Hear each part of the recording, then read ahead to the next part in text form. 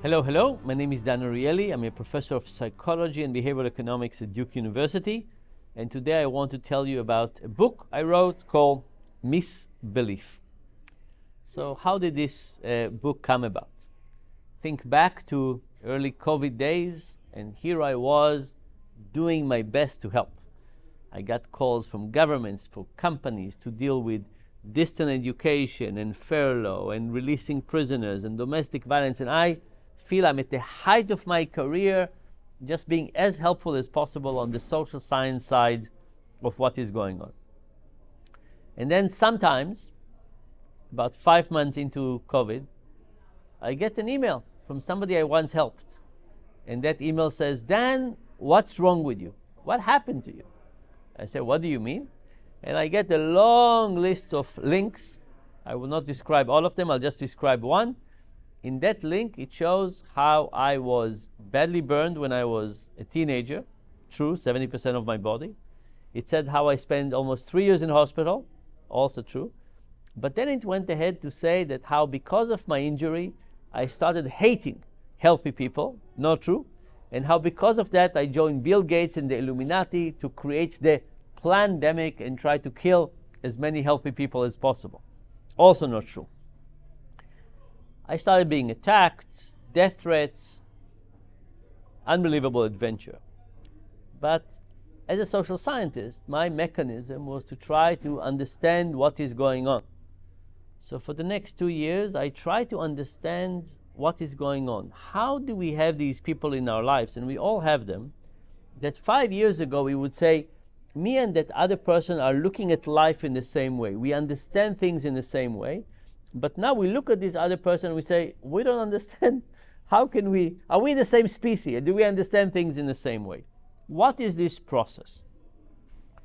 We don't have a lot of time here, but in short, I would say that this process has 4 components. There's an emotional component, mostly stress. There's a personality component. There's a cognitive component, and there's a social component. And just to give you a sense, let's talk about the emotional component, the stress. And the reason this is the most important component is that when people are happy and stress-free, they don't adopt misbeliefs. Stress is kind of the starting conditions. It's the breeding ground for misbeliefs. And I don't mean the sense of, gee, I'm so stressed, I'm not sure how I'll finish my work and answer all my email. I mean the kind of stress that says, I don't understand the world. I don't understand what is going on here. And what happens when we don't understand the world? When we don't understand the world, we're looking for a story.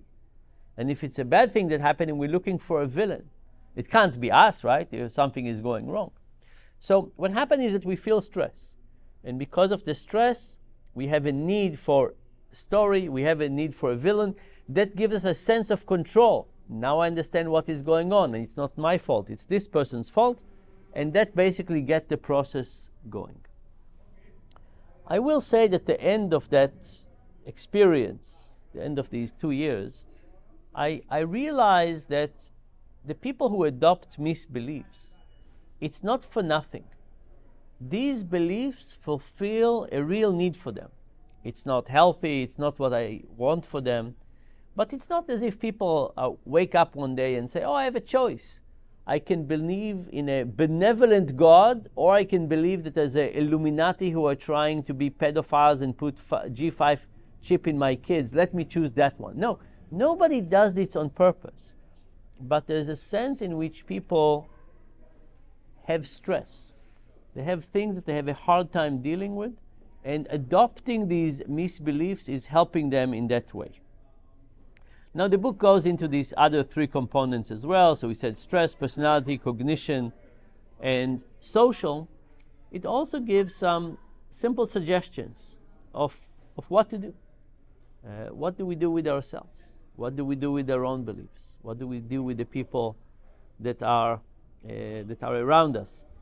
It's not easy, and there's lots of work to do, but we can do a few things to make things better. At the end of the day, I think we all have to recognize that our beliefs are to a large degree, not very deeply tested. Even the things we hold very dearly. We haven't tested all of them. We're not sure about all of them. And we need to learn how to live with people who have very different beliefs than us, and still make them feel respected and cared for and so on. Not easy, but that's what we need to do.